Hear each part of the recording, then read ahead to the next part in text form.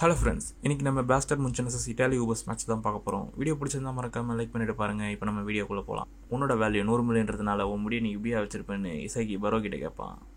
நான் என்னோட 100 மில்லியனை செலிப்ரேட் பண்ணுறதுக்காக இந்த மாதிரி வச்சிருக்கிறேன். உன்னோட வேல்யூ 50 மில்லியன் தான். நான் உன்னோட 2 மடங்கு அதிகம்.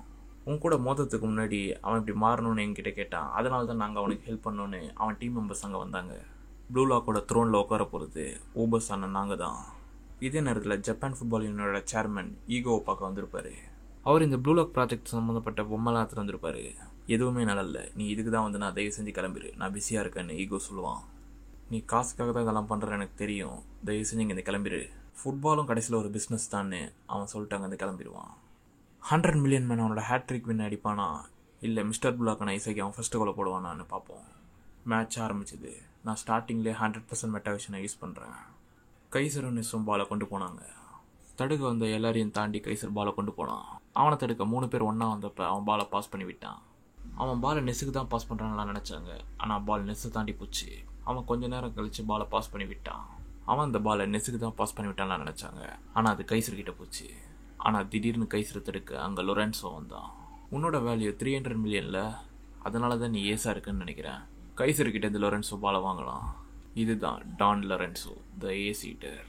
கைசரோட அட்டாக்கையும் அவன் தடுத்தான். அவனோட ஃபிசிக்கல் எபிலிட்டியும் பயங்கரமாக இருக்குது. இதுதான் அண்டர் 20 வேர்ல்டு ஸ்ட்ராங்கஸ்ட் சென்டர் பேக்கோட பவரா. சிரிக்காத நிறுத்து லொரென்சோ, உன்னோட தங்கப்பில் பார்த்தாலே எனக்கு காண்டாகுது.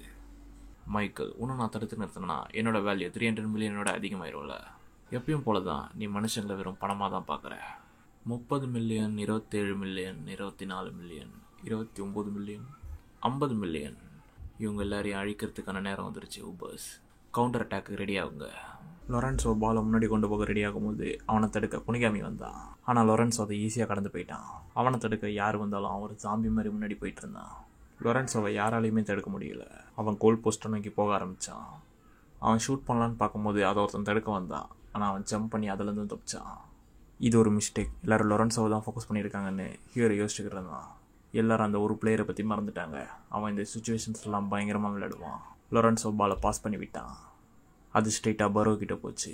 இதுதான் ஊபர்ஸோட கோல் ஸ்கோரிங் ஃபார்முலாவானு ஹியர் யோசிச்சுக்கிட்டு இருந்தான். ஆனால் யாரும் எதிர்பார்க்காத விதமாக பரோ கிட்ட போன பாலை இசைக்கு தடுத்தான். இந்த ட்ரிக்கை யூஸ் பண்ணி தான் ஹேட்ரிக் அடிச்சிங்களா? இதை நான் எடுத்துக்கிறேன். எல்லோரும் இதை பார்த்து ஆச்சரியப்பட்டாங்க. இவன் வேல்யூ வெறும் 50 மில்லியன் தான் நான் லொரென்சோ கேட்டான். பரோ கிட்டேருந்து பாலை வாங்கி இசைக்கு முன்னேறி போக ரெடியானா. இது கவுண்டர் அட்டாக்குக்கான நேரம். கொரோனாவும் இசைக்கு ஹெல்ப் பண்ண வந்தான். இவங்க 2 பேரும் எல்லாரையும் தாண்டி முன்னாடி போனாங்க. யுக்கிமியை இசைக்கியை தடுத்து அவன் கோல் போடலான்னு ட்ரை பண்ணான். ஆனால் இசைக்கு யுக்கிமியை யூஸ் பண்ணி முன்னாடி போனான். இசைக்கியோட வேகத்தை குறைக்க அவனுக்கு முன்னாடி 3 பேர் நின்னாங்க. ஆனால் அவங்க எல்லாரையுமே தாண்டி இசைக்கு முன்னேறி போனான். இசைக்கு கோல் போடக்கூடாதுன்னு அவனை தடுக்க நெஸ் வந்தான். நீ ரைட் ஃபுட்டில் தான் ஷூட் பண்ணுவேன், உன்னை தடுக்க உன் பேலன்ஸை உடைச்சாலே போதும். திருப்பி யோசிச்சு சொல்லாத. இசைக்கு யாரும் எதிர்பார்க்காத விதமாக அவன் லெஃப்ட் லெக்கில் ஷூட் பண்ணான். அது டைரெக்டாக கோலாக மாறிச்சு. அதுதான் பேஸ்டர் முன்ச்சனோட ஃபர்ஸ்ட் கோல். கடைசியாக இசகி யோசிச்சு நியோ ஈகோயிஸ் லீகில் அவனோட ஃபர்ஸ்ட் கோலை போட்டான். இதுக்கு வாய்ப்பே இல்லை. அவன் எப்படி லெஃப்ட் ஃபுட்டில் ஷூட் பண்ணான்னு நெஸ் ஆச்சரியப்பட்டான். உன் பாடியை நீ என்ன பண்ண? 5 நாளைக்கு முன்னாடி காமிக்கிறாங்க. இசைக்கு போய் குனிகாமிக்கிட்ட ஹெல்ப் கேட்பான். என்னோட டைரக்ட் ஷாட்டோட வீக்னஸ் என்னால் ரைட் ஃபுட்டில் மட்டும் தான் ஷூட் பண்ண முடியும். அதனால் எனக்கு எப்படி 2 ஃபுட்லேயும் ஷூட் பண்ணுறதுன்னு கற்றுக் கொடு குனிகாமி அதை அவனால் முடியாதுன்னு சொல்லிடுவான். சரி, நீ எப்படி ட்ரைனிங் எடுக்கிறன்றதையாச்சும் நான் பார்க்குறேன்னு இசைக்கு சொல்லுவான்.